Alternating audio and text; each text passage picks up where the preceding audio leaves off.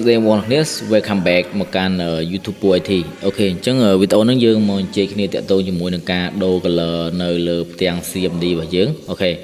នេះគឺជាផ្ទាំង CMD របស់ខ្ញុំធ្វើការផ្លាស់ប្ដូរ color ពីពណ៌សមកពណ៌លឿងអញ្ចឹងទៅអូខេអញ្ចឹងដើម្បីអាចចូលទៅកាន់ CMD បានយើងគ្រាន់តែធ្វើការវាយ CMD នៅខាងក្រោមនេះមកណាយើងវាយ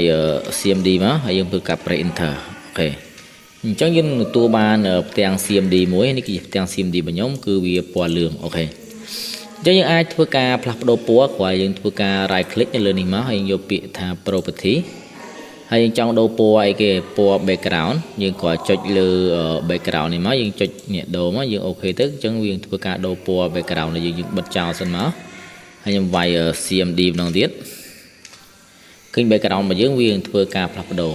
អូខេចុះបើយើងចង់ដូរមកពណ៌អីផ្សេងយើងក៏ property មកយើងយកមកពណ៌ឡើងយកពណ៌ខ្មៅវិញមកខ្ញុំអូខេមកអញ្ចឹងធ្វើការបិទ CMD យើងមកហើយយើងចូលទៅកាន់ CMD របស់យើងម្ដងទៀតអូខេអញ្ចឹងនេះគឺជា CMD របស់យើងអូខេអញ្ចឹងយើងអាចធ្វើការផ្លាស់ប្ដូរតាមរយៈនឹងក៏បានមួយទៀតយើងអាចធ្វើការផ្លាស់ប្ដូរតាមរយៈ comment នៅក្នុងនោះយើងប្រើ syntax មួយគឺ color អូខេអញ្ចឹងឧទាហរណ៍ឥឡូវខ្ញុំចង់បានពណ៌អីគេយើងចង់បាន blue អញ្ចឹងយើងគ្រាន់តែវាយលេខ1មកគឺស្មើនឹង blue ឃើញទេអូខេអញ្ចឹងបើសិនជាចង់បាន green យើងវាយលេខ2មកគឺ green អូខេអញ្ចឹងបើសិនជាចង់បាន black យើងគ្រាន់តែវាយលេខ0មកគឺ black ហេលេខ0គឺ black អូខេអញ្ចឹងបើសិនជាយើងចង់បានស៊ីយ៉ាងយើងវាយលេខ3មកនេះគឺជាពណ៌ស៊ីយ៉ាងអូខេចុះបើសិនជាយើងចង់បាន red យើងគ្រាន់តែវាយ color មកយើងវាយលេខ4មកគឺយើងទទួលបាន red ចុះបើសិនជាយើងចង់បាន purple អញ្ចឹងយើងគ្រាន់តែវាយលេខ5មកគឺយើងទទួលបានពណ៌ purple អូខេអញ្ចឹងបងប្អូនទស្សនាវីដេអូនេះជួយ follow និង subscribe admin ម្នាក់មួយផងអូខេអញ្ចឹងបើសិនជាយើងចង់បានពណ៌ yellow ណាអញ្ចឹង yellow យើងគ្រាន់តែវាយលេខ6មកយើងទទួលបានពណ៌ yellow ឃើញលឿនទេអញ្ចឹង comment គឺបើយើងចេះ comment គឺវា easy លឿនជាងយើងចុច interface ប៉ុន្តែទាមទារការចាំរបស់យើងហើយនឹង syntaxអូខេអញ្ចឹងយើងចង់បានពណ៌ឲ្យទៀតអញ្ចឹងបើយើងចង់បានពណ៌សយើងវាយលេខ7មកពណ៌សឃើញទេអញ្ចឹងបើសិនជាយើងចង់បានពណ៌អីគេពណ៌ការ៉េវាយលេខ8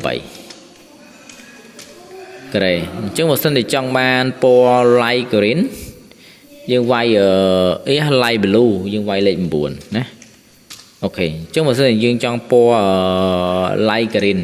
អញ្ចឹងយើងវាយ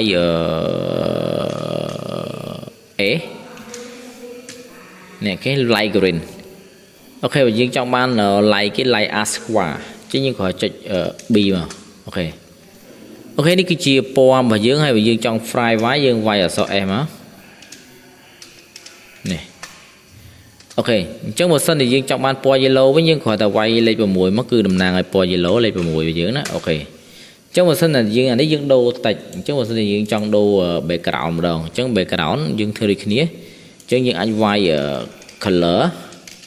យើងវាយ color មកយើងវាយឧទាហរណ៍ខ្ញុំចង់បាន blue background ហើយនឹង bright white តិចណាអញ្ចឹងយើងវាយ 1F ឃើញទេ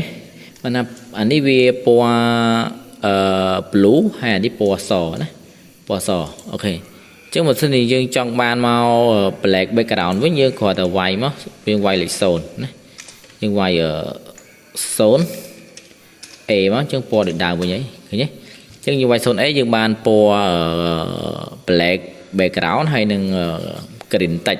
នេះ black background ហើយនេះ green តិចអូខេអញ្ចឹងវាមាន syntax ច្រើនទៀតណាអូខេខ្ញុំអស់មកអូខេយើងចង់បានអីទៀតឧទាហរណ៍ឥឡូវយើងចង់បាន yellow background និង red តិចណាអញ្ចឹងយើងគ្រាន់តែវាយមួយមកយើងវាយE4 ឃើញទេអញ្ចឹងបើយើងចង់បានដូចដើមវិញយើងគ្រាន់តែវាយមកហើយយើងវាយកន្លែងនេះយើងវាយ A0 មកនេះវាយ0A ណា black ហើយយើងចង់បាន yellow យើងគ្រាន់តែវាយ 6 មកឃើញទេបានពណ៌ដូចដើមអូខេអញ្ចឹងវីដេអូហ្នឹងមានតែប៉ុណ្្នឹងទេហើយបងប្អូនទស្សនាវីដេអូហ្នឹងកុំភ្លេចជួយ like follow និង subscribe YouTube admin ម្នាក់មួយផងយើងជួបគ្នានៅវីដេអូក្រោយ